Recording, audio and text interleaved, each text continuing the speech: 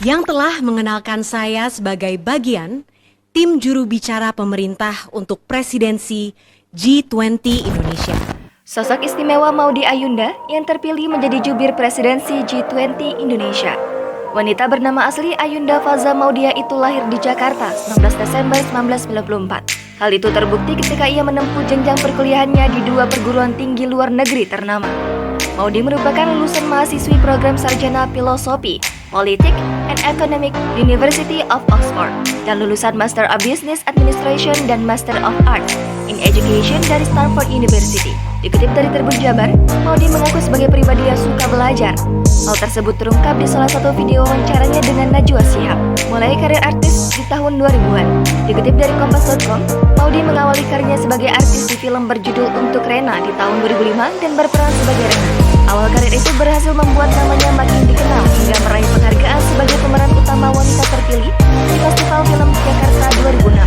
Hingga saat ini, ia telah main 13 film. Film-film yang ia bintangi pun berhasil menjadi film yang populer seperti Perahu Kertas, Free Fire, Habibie dan Ainun 3 dan lainnya.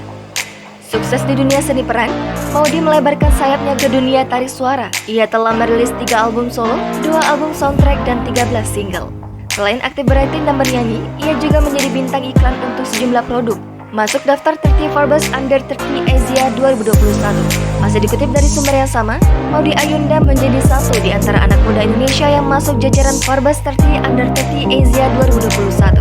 Seperti diketahui, Forbes 30 Under 30 Asia adalah deretan nama anak muda yang di bawah usia 30 tahun yang dinilai berpengaruh dan dipilih Forbes melalui proses kurasi yang ketat. Peduli dengan pendidikan Indonesia, Maudy ternyata memiliki kepedulian sendiri terhadap pendidikan di Indonesia.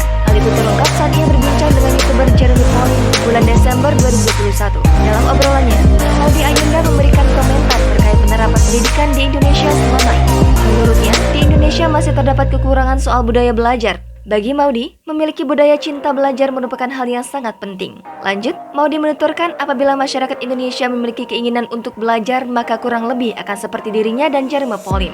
Namun, ia tak ingin disebut sebagai orang yang jenius. Lantaran sejak kecil ia hanya mengaku suka belajar. Kesempatan 20 tahun sekali, Maudy Ayunda langsung setuju jadi jubir presidensi G20 Indonesia. Maudy Ayunda ditunjuk sebagai juru bicara pemerintah untuk presidensi G20 Indonesia. Terpilihnya Maudy Ayunda ini disampaikan oleh Menteri Komunikasi dan Informasi Johnny G. Plate dalam konferensi pers pada Kamis 31 Maret 2022. Plate berharap Maudy Ayunda sebagai publik figur kalangan milenial mampu menjangkau masyarakat luas terutama milenial dan generasi Z. Adapun tugas menanti Maudy Ayunda sebagai jubir yakni menyampaikan informasi terkait pelaksanaan kegiatan konferensi tingkat tinggi G20 Indonesia. Seperti diketahui, KTT G20 akan dihadiri sejumlah pemimpin anggota G20, baik para kepala negara dan kepala pemerintahan. Ini kesempatan Indonesia mendorong dunia untuk pulih dan bersama-sama atasi tantangan ekonomi global. Jangan lupa subscribe, share, komen, dan like ya!